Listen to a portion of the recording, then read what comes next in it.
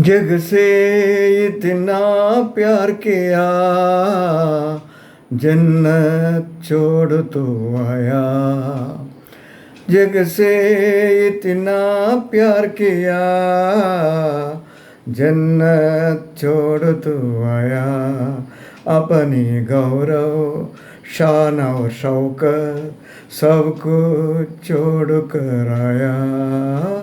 अपनी गौरव शान और शौकत सबको छोड़ कर आया।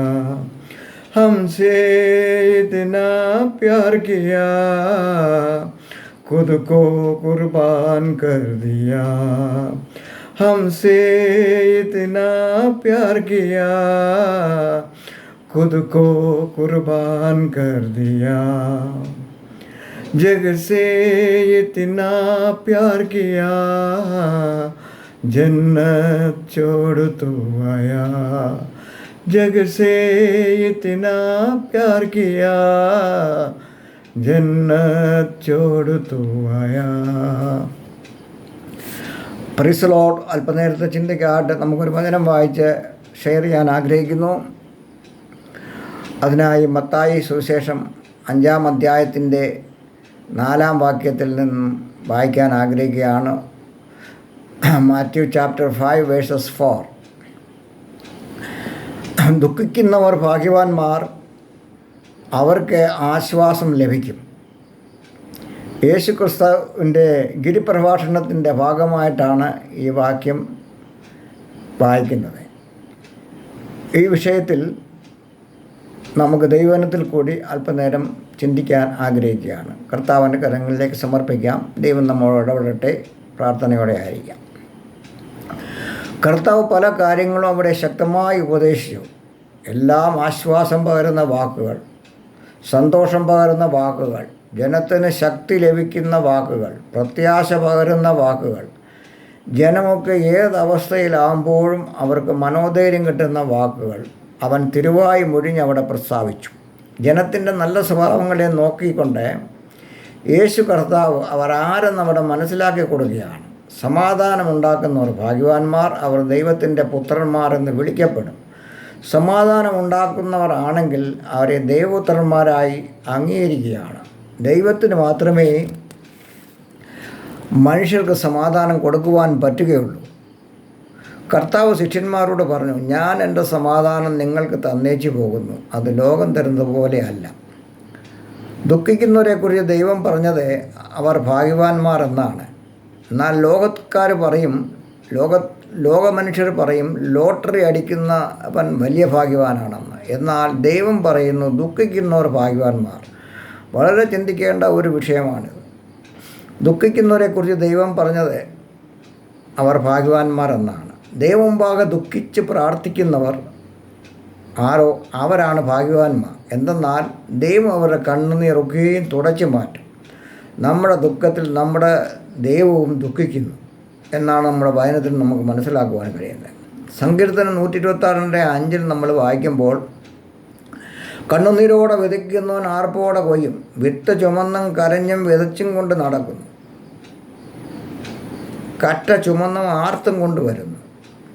സങ്കീർത്തനം 30:11 നമ്മൾ വായിക്കുമ്പോൾ, നീ എൻ്റെ വിലാപത്തെ എനിക്ക് നൃത്തമാക്കി തീർത്തു, എൻ്റെ രാട്ടു നീ അഴിച്ചു, എന്നെ സന്തോഷം ഉടുപ്പിച്ചിരിക്കുന്നു. നമ്മുടെ ദുഃഖമെല്ലാം മാറ്റി സന്തോഷം തരാൻ ദൈവത്തിന് കഴിയും. അതുകൊണ്ടാണ് അവർ ഭാഗ്യവാന്മാർ എന്ന് പറഞ്ഞത്. ദുഃഖം ശരിയായിട്ട് അറിഞ്ഞവനെ ആശ്വാസം എന്തെന്നുള്ളത് മനസ്സിലാക്കുവാൻ കഴിയുകയുള്ളൂ. അനേക ദുഃഖങ്ങൾ പേറിക്കൊണ്ട് നടക്കുന്നവർ ലോകത്തിൽ ധാരാളം ആളുകളുണ്ട്. അതിൽ ദൈവത്തെ അറിയുന്നവർക്കും ദുഃഖമുണ്ട്, അറിയാത്തവർക്കും ദുഃഖമുണ്ട്. വിശ്വാസികൾക്കും ദുഃഖമുണ്ട്, അവിശ്വാസികൾക്കും ദുഃഖമുണ്ട്. എന്നാൽ ഒരു വിശ്വാസിയുടെ ദുഃഖമെന്ന് പറയുന്നത് അവനതൊരു വലിയ ഭാഗ്യാവസ്ഥ അവനെ ഉള്ളതാണ് അതിൻ്റെ സത്യം. അതവന് ദൈവം കൊടുക്കുന്നതാണ്. എന്നാൽ എത്ര വലിയ ഭക്തനായാലും ദുഃഖത്തിൻ്റെ അവസ്ഥയിലേക്ക് പോകാറുണ്ട്. ബൈബിൾ പഠിക്കുമ്പോൾ ഒരുപാട് ഭക്തന്മാർ ദുഃഖത്തിൻ്റെ അവസ്ഥയിലേക്ക് പോയവരായി നമുക്ക് കാണുവാൻ കഴിയും. ദാവീദ് കഷ്ടതയിലായി, വളരെ ജീവിതത്തിൽ കഷ്ടതയിലും പ്രതികൂലങ്ങളിലും ആയപ്പോൾ ദാവീദ് പറയുകയാണ്, ഞാൻ കഷ്ടതയിലായത് എനിക്ക് ആ കഷ്ടത നല്ലതായി തീർന്നു എന്നാണ് ദാവീദ് പറയുവാനിടയായത്. എന്നിട്ട് ദൈവത്തെ സ്തുതിക്കുകയാണ്. ദൈവം അയച്ച പ്രവാചകന്മാർ പോലും ദുഃഖത്തിൻ്റെ അവസ്ഥയിലേക്ക് പോയി. ഏലിയ പ്രവാചകൻ വലിയ ദുഃഖത്തിൻ്റെ അവസ്ഥയിലേക്ക് പോയി. ശക്തനും ധൈര്യശാലിയുമായ ഏലിയാവ് ആഹാബ് രാജാവിൻ്റെ അരമനയിൽ പോയി വളരെ ധൈര്യത്തോടെ പറഞ്ഞു, നിന്റെ ദുഷ്ടത നിമിത്തം ഞാൻ പറഞ്ഞല്ലാതെ ഈ ആണ്ടിൽ മഴ പെയ്യത്തില്ല എന്ന് അവൻ്റെ മുഖത്ത് നോക്കി പറയുകയാണ്. ഏലിയാവ് ദൈവത്തോട് പ്രാർത്ഥിച്ചു. അതുപോലെ തന്നെ സംഭവിച്ചു. എന്നാൽ അവിടെ ഏലിയാവിനെ രക്ഷിപ്പാൻ ദൈവം ഏലിയാവിനെ ഒളിപ്പിക്കുന്നതായിട്ട് നമ്മുടെ വായിക്കുവാൻ കഴിയും. 1 രാജാക്കന്മാർ 17:3 നമ്മൾ വായിക്കുമ്പോൾ, നീ ഇവിടെ നിന്ന് പുറപ്പെട്ട് കിഴക്കോട്ട് എന്ന് യോർദാന് കിഴക്കുള്ള കരീത്തോട്ടിലെ അരികെ ഒളിച്ചിരിക്കുക. തോട്ടിൽ നിന്ന് നീ കുടിച്ചേ കൊള്ളണം. അവിടെ നിനക്ക് ഭക്ഷണം തരേണ്ടതിന് കാക്കയോട് കൽപ്പിച്ചിരിക്കുന്നു. അത് കഴിഞ്ഞ് ബാലിൻ്റെ പ്രവാചകന്മാരെ ഏലിയാവ് കൊന്നതിന് ശേഷം ആഹാബിൻ്റെ ഭാര്യയായ യെസബേൽ ഏലിയാവിൻ്റെ അടുക്കലൊരു ദൂതനെ അയച്ചു. ഏലിയാവിനെ കൊന്നുകളയുമെന്ന് ഭീഷണി മുഴക്കികൾ. 1 രാജാക്കന്മാർ 19:3 അവൻ ഭയപ്പെട്ട് എഴുന്നേറ്റ് ജീവരക്ഷയ്ക്കായി പുറപ്പെട്ടു. യഹൂദായ്ക്കുൾപ്പെട്ട ബേർഷേബയിൽ ചെന്ന് അവിടെ തൻ്റെ ബാലിക്കാരനെ താമസിപ്പിച്ചു. താനോ മരുഭൂമിയിൽ ഒരു ദിവസത്തെ വഴി ചെന്ന് ഒരു ചൂരൽച്ചെടിയുടെ തണലിൽ ഇരുന്നു മരിപ്പാൻ ഇച്ഛിച്ചു. ഇപ്പോൾ മതി, യഹോവ എൻ്റെ പ്രാണനെ എടുത്തുകൊള്ളണമേ എന്ന് പറഞ്ഞു. അവിടെ ഏലിയാവെന്ന ധീരനായ പ്രവാചകൻ തളർന്നുപോയി, ദുഃഖത്തിലായി എന്ന് കാണുവാൻ കഴിയും. എന്നാൽ ദൈവം തൻ്റെ ദൂതന്മാരെ അയച്ച് ഏലിയാവിനെ ധൈര്യപ്പെടുത്തി ആശ്വസിപ്പിക്കും. അവസാനം പിന്നെയും ദൈവം നേരിട്ട് ഏലിയാവിനെ സന്ദർശിക്കുകയാണ്. 1 രാജാക്കന്മാർ 19:12 ഭൂകമ്പത്തിന് ശേഷം ഒരു തീയിലും യഹോവ ഇല്ലായിരുന്നു. തീയുടെ ശേഷം സാവധാനത്തിൽ ഒരു മൃദുസ്വരമുണ്ടായി. ഏലിയാവ് അത് കേട്ടിട്ട് തൻ്റെ പുതപ്പ് കൊണ്ട് മുഖം മൂടി പുറത്തു വന്നു ഗുഹാമുഖത്ത് നിന്നു.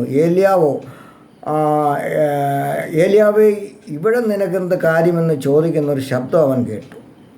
ദൈവം അവിടെ ഏലിയാവിനെ ആശ്വസിപ്പിച്ചു, ധൈര്യം കൊടുത്തു. ദൈവത്തിൻ്റെ വേലയ്ക്കായി പിന്നെയും അയക്കുന്നു. ഏലിയാവ് ചെയ്യേണ്ടുന്ന കാര്യമൊക്കെയും പറഞ്ഞ് മനസ്സിലാക്കി. ഏലിയാവ് സന്തോഷവനായി തൻ്റെ ഉത്തരവാദിത്തം മനസ്സിലാക്കി വലിയ ദൈവപ്രവർത്തിക്കായി പിന്നെയും ദൈവവേലയ്ക്കായി പുറപ്പെടുകയാണ്. എനിക്ക് ഈ ദുഃഖം സഹിക്കാൻ വയ്യ, എനിക്ക് മരിച്ചാൽ മതി എന്ന് പറഞ്ഞ ഏലിയാവിനെ മരണം കാണാതെ സ്വർഗത്തിലേക്ക് പോയി എന്ന് നമ്മൾ വചനം അവിടെ വായിക്കുമ്പോൾ മനസ്സിലാക്കും. അങ്ങനെ ഏലിയാവും എലീശായും സംസാരിച്ചു കൊണ്ട് നടക്കുമ്പോൾ അഗ്നിരഥവും അഗ്നി അശ്വങ്ങളും വന്ന് അവരെ തമ്മിൽ വേർപിരിച്ചു. അങ്ങനെ ഏലിയാവ് ചുഴലിക്കാറ്റിൽ സ്വർഗത്തിലേക്ക് കയറി എന്ന് അവിടെ എഴുതിയിരിക്കുന്നു. 2 രാജാക്കന്മാർ 2:11-12. അപ്പോൾ ഏലിയാവ് എത്ര ഭാഗ്യവാനെന്ന് നാം മനസ്സിലാക്കണം. അല്പനേരത്തേക്ക് ദുഃഖം സഹിച്ച ഏലിയാവ് വലിയ ഭാഗ്യവാനായി മാറി. യോനാ പ്രവാചകനെ പറ്റി പഠിക്കുമ്പോൾ യോനായുടെ ജീവിതത്തിൽ ദൈവത്തെ അനുസരിക്കാതെ വന്നപ്പോൾ ജീവിതത്തിൽ വലിയ കഷ്ടങ്ങൾ ദുഃഖങ്ങൾ അനുഭവിച്ച് യോന കപ്പൽ യാത്രക്കാർക്ക് ദൈവം ഒരു ഭാരമാക്കി മാറ്റി. അവർ യോനായെ കടലിലേക്ക് വലിച്ചെറിയേണ്ടി വന്നു. ദൈവം യോനായെ വിഴുങ്ങുവാൻ ഒരു മത്സ്യത്തെ കൽപ്പിച്ചാക്കി. 3 രാവും 3 പകലും യോന മത്സ്യത്തിൻ്റെ വയറ്റിൽ കിടന്നു ഞെരിഞ്ഞ് അമർന്ന് പിടഞ്ഞു അയ്യം വിളിക്കാൻ തുടങ്ങി. ദൈവത്തോട് കരഞ്ഞു നിലവിളിച്ച് തൻ്റെ പാവങ്ങളെല്ലാം ഏറ്റുപറഞ്ഞു രക്ഷിക്കണമേ. തൻ്റെ തെറ്റുകളെക്കുറിച്ച് പശ്ചാത്താപമുണ്ടായി ദൈവത്തോട് നിലവിളിക്കുകയാണ്. എന്നാൽ അവൻ്റെ നിലവിളി കേട്ട് ദൈവം മത്സ്യത്തോട് കൽപ്പിച്ചിട്ട് അത് യോനായെ കരയ്ക്ക് ഛർദ്ദിച്ച് കളഞ്ഞു. പിന്നെയും യോന വിവിധ കാരണങ്ങളാൽ ദുഃഖിതനായിത്തീർന്നു. യോനായ്ക്ക് ജീവിതം തന്നെ മടുത്തു, മരിച്ചാൽ കൊള്ളാമെന്നായി. യോന അതിൻ്റെ 3 വായിക്കുമ്പോൾ, ആകയാൽ യഹോവേ എൻ്റെ പ്രാണനെ എടുത്തുകൊള്ളണമേ, ജീവിച്ചിരിക്കുന്നതിനേക്കാൾ മരിക്കുന്ന എനിക്ക് നന്ദി എന്ന് പറഞ്ഞു. യോന 4:6 യോനായെ അവൻ്റെ സങ്കടത്തിൽ നിന്നും വിടുവിക്കുവാൻ തക്കവണ്ണം അവൻ്റെ തലയ്ക്ക് തണലായിരിക്കേണ്ടതിന് യഹോവയായ ദൈവം ഒരാവണക്ക് കൽപ്പിച്ചുണ്ടാക്കി. യോന ആവണക്ക് നിമിത്തം അത്യന്തം സന്തോഷിച്ചു. പിറ്റേന്നാൾ പുലർന്നപ്പോൾ ദൈവം ഒരു പുഴുവിനെ കൽപ്പിച്ചാക്കി. അത് ആവണക്ക് കുത്തിക്കളഞ്ഞു, അത് വാടിപ്പോയി. സൂര്യൻ ഉദിച്ചപ്പോൾ ദൈവം അത്യുഷ്ണമുള്ള ഒരു കിഴക്കൻ കാറ്റ് കൽപ്പിച്ച് വരുത്തി വെയിൽ യോനയുടെ തലയിൽ കൊള്ളുകയാൽ അവൻ ക്ഷീണിച്ച് മരിച്ചാൽ കൊള്ളാമെന്ന് ഇച്ഛിച്ചു. ജീവിച്ചിരിക്കുന്നതിനേക്കാൾ മരിക്കുന്നത് എനിക്ക് നന്ദി എന്ന് പറഞ്ഞു. ദൈവത്തോട് പുറകെടുക്കാൻ തുടങ്ങി. യോനായ ദൈവം കാര്യങ്ങൾ പറഞ്ഞ് മനസ്സിലാക്കുന്നു. അവൻ്റെ ഉത്തരവാദിത്തം അവന് ബോധ്യമായി യോനയെ ദൈവം വീണ്ടും ശക്തനാക്കി കൊണ്ടുവരുന്നതായി കാണാം. യിരെമ്യാ പ്രവാചകനെ പറ്റി പഠിക്കുമ്പോൾ പലപ്പോഴും ദുഃഖങ്ങളും പരീക്ഷണങ്ങളുമായിരുന്നു. യിരെമ്യാ പ്രവാചകൻ്റെ ദൈവത്തിൻ്റെ അരുളപ്പാടുകൾ കേട്ട് ജനം അവനെ കൊല്ലുവാൻ പലപ്പോഴും ഒരുങ്ങി. എന്നാൽ ദൈവം എല്ലാത്തിൽ നിന്നും രക്ഷിച്ച് ഉറപ്പോടെ നിർത്തി. ഒരു വിലാപത്തിൻ്റെ പ്രവാചകനായിരുന്നു യിരെമ്യാ പ്രവാചകൻ. വിലാപങ്ങൾ എന്നൊരു പുസ്തകം തന്നെ അദ്ദേഹം എഴുതി അത് ബൈബിൾ കൂട്ടിച്ചേർത്തിരിക്കുന്നു. എന്തിനേറെ പറയണം, നമ്മുടെ ദൈവമായ കർത്താവ് യേശുവിനെ പോലും ദുഃഖം കൊണ്ട് സഹിക്കാവതായി യേശു മനുഷ്യനായി ആണല്ലോ ഭൂമിയിൽ ജനിച്ചത്. മത്തായി 26:38 എൻ്റെ ഉള്ളം മരണവേദന പോലെ അതിദുഃഖിതമായിരിക്കുന്നു. ഇവിടെ താമസിച്ച് എന്നോടുകൂടെ ഉണർന്നിരിപ്പീൻ എന്ന് അവരോട് പറഞ്ഞു. പിന്നെ അവൻ അല്പം മുമ്പോട്ട് വന്ന് കവിണ്ട് വീണു. പിതാവേ, കഴിയുമെങ്കിൽ ഈ പാനപാത്രം എങ്കിൽ നിന്ന് നീങ്ങിപ്പോകണമേ, എങ്കിലും ഞാൻ ഇച്ഛിക്കും പോലെയല്ല നീ ഇച്ഛിക്കും പോലെ ആകട്ടെ എന്ന് പ്രാർത്ഥിച്ചു. യോഹന്നാൻ 14:20 പറഞ്ഞു, ആമേൻ ആമേൻ ഞാൻ നിങ്ങളോട് പറയുന്നു, നിങ്ങൾ കരഞ്ഞ് വിലപിക്കും, ലോകമോ സന്തോഷിക്കും. നിങ്ങൾ ദുഃഖിക്കും, എന്നാൽ നിങ്ങളുടെ ദുഃഖം സന്തോഷമായി തീരും. സ്ത്രീ പ്രസവിക്കുമ്പോൾ തൻ്റെ നാഴിക വന്നതുകൊണ്ട് അവൾക്ക് ദുഃഖമുണ്ട്. കുഞ്ഞിനെ പ്രസവിച്ച ശേഷം ഒരു മനുഷ്യൻ ലോകത്തിലേക്ക് പിറന്നിരിക്കുന്ന സന്തോഷം നിമിത്തം അവൾ തൻ്റെ കഷ്ടം പിന്നെ ഓർക്കുന്നതേ ഇല്ല. നിങ്ങൾക്ക് ഇപ്പോൾ ദുഃഖമുണ്ട്, എങ്കിലും ഞാൻ പിന്നെയും നിങ്ങളെ കാണും. നിങ്ങളുടെ ഹൃദയം സന്തോഷിക്കും, നിങ്ങളുടെ സന്തോഷം ആരും നിങ്ങൾ എടുത്തു കളയില്ല. ലൂക്കോസ് 22:43 അവനെ ശക്തിപ്പെടുത്തുവാൻ സ്വർഗത്തിൽ നിന്ന് ദൂതൻ അവന് പ്രത്യക്ഷനായി. പിന്നെ അവൻ പ്രാണവേദനയിലായി അതിശ്രദ്ധയോടുകൂടി പ്രാർത്ഥിച്ചു. അവൻ്റെ വിയർപ്പ് നിലത്ത് വീണ് വലിയ ചോരത്തുള്ളികൾ പോലെയായി. തനിക്ക് വരാൻ ഇരിക്കുന്ന കഷ്ടതകൾ, വേദനകൾ, ക്രൂശിലെ മരണം ഒക്കെ ആ വേദനകൾ ഓർത്തപ്പോൾ കർത്താവ് വളരെ ഭാരപ്പെട്ട് ദുഃഖിതനായി തീർന്നു. എന്നാൽ യേശു കർത്താവ് മരിച്ച് 3-ാം നാൾ ഉയർത്തെഴുന്നേറ്റ് സ്വർഗത്തിലേക്ക് കരയേറി. സ്വർഗത്തിലും ഭൂമിയിലുമുള്ള സർവ്വ അധികാരങ്ങളും പിതാവായ ദൈവം പുത്രനായ ദൈവമായ യേശു കർത്താവിനെ കൊടുത്തു. അവനെ ആദരിച്ചു. ഒരു മനുഷ്യന് രക്ഷ വേണമെങ്കിൽ അത് ക്രിസ്തുവിൽ കൂടെ മാത്രമേ സാധിക്കുകയുള്ളൂ എന്ന് ദൈവം യേശുവിൽ കൂടി ലോകത്തോട് പ്രസ്താവിച്ചു. അവിടെ നമുക്ക് മനസ്സിലാക്കുവാൻ കഴിയും. അതുകൊണ്ട് ദുഃഖിക്കുന്നവരെ നിങ്ങൾ ആരും ഭാരപ്പെടേണ്ട. ലോകത്തിൽ നിങ്ങൾക്ക് കഷ്ടമുണ്ടെങ്കിലും ധൈര്യപ്പെടുവിൻ, ഞാനോ ലോകത്തെ ജയിച്ചിരിക്കുന്നു എന്ന് നമ്മുടെ കർത്താവ് പറഞ്ഞു.